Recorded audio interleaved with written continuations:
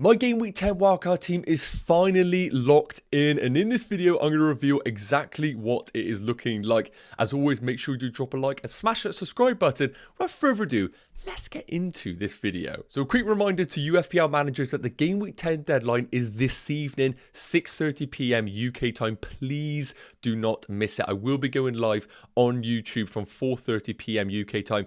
Make sure you do tune into that if I do make any changes to this team. But look, it's a Game Week 10 team selection video discussing my wildcard. Let's fly through this because I know you guys have places to be. Goalkeepers, I've gone for Areola and Strakosha. Areola, I think long-term is the best goalkeeper value at 4.2 million. And I think Matt Turner is fine, but I expect him to lose his place later down the line. And Strakosha has already lost his place. Is there a world where Strakosha maybe becomes Brentford's number one? Potentially. And I think I'd rather just spend a little bit less because my squad is quite thin on the ground for funds. So Areola and Strakosha, my two goalkeepers. Moving into the defence, and those that follow the videos this week will know that this hasn't really changed. Cash, Gabriel, Shimikas and Taylor have been locked into my wildcard drafts for a long time. The first three that I mentioned, I think are going to be the most heavily played over the next 5 game weeks.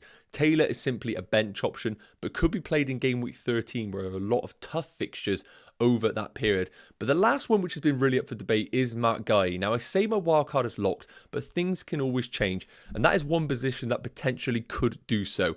With Harry Maguire at 4.2 million, it could be a gift. I could play Harry Maguire in game week 11 and 12 if I want to with those brilliant fixtures away against Fulham and at home against Luton.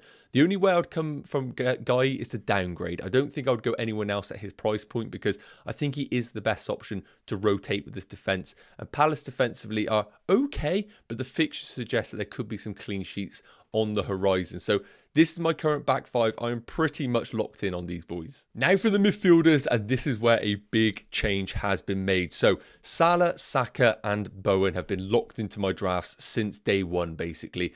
But Son has been the one that hasn't really been it recently. I've been going for the Maddison-Matoma combination and I still think that is a brilliant option. However, my head has been turned and I am now on Team Son. The reason being, and why I've changed my mind, because this is quite relevant to a lot of managers who maybe were in a similar situation to myself. I previously wanted Maddison and Matoma because I felt the combination of those two will outscore Son plus Palmer. Now, I always said that Son is a better option than Maddison, but I think Matoma is significantly better than Cole Palmer. And I do think over the next 6 game weeks, Matoma comfortably outscores Palmer. However, Son is one of those rare midfielders in the game who has the capability of double-digit returns. We've seen it on 3 occasions so far in the opening 9 game weeks, and he hasn't even played forward in all of those games. So my problem is this. If I go for Maddison, it's very difficult for me then to downgrade other options to upgrade Maddison to Son.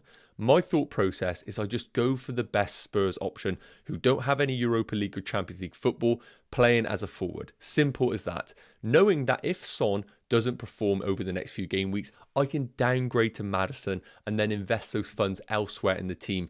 I don't want to put myself in a position where I'm having to scramble around in my team a few weeks after wildcarding to be able to force Son into my team. So for that reason, Son is in. And it does mean that I am making a downgrade to my 5th midfielder in the shape of Cole Palmer. And this is the one part of the team that I'm really not happy with. I'm a Chelsea fan and I do think Cole Palmer is going to get some decent minutes over the next few game weeks. And I know he's on penalties, which is great. But with the attacking talent that they do have and the expectation of Jackson or Broha playing number 9 in the foreseeable future, it means we've got Mudryk, Sterling, Madueke, Cole Palmer, all of these players to operate in 2 positions. So I expect early substitutions for Cole Palmer, which isn't really good. And of course, the fixtures are terrible. But I think the sacrifice of Matoma to Cole Palmer is worth it to get on Son, knowing that he is one of the few assets that have that double-digit return potential. So that is the midfield. It's worth noting, Adringer at Brighton at 5 million is the other consideration for my team. He is in the back of my mind right now. But again, under De Zerbi, we know there is serious rotation in that team. So I'm pretty locked on this midfield. Let me know your thoughts in the comments. Okay, and last up, the forwards. And this has been the most boring part of the video because this hasn't changed any time I've done a draft video. Watkins, Haaland, you got to be a psycho to go without them. If you're wildcarded in game week 10, I don't see a world where you don't go without them. I get it back in game week 8 going without Haaland, but right now, I just don't think you do it. I think he is going to be just an ever-present in my team from now until game week 38.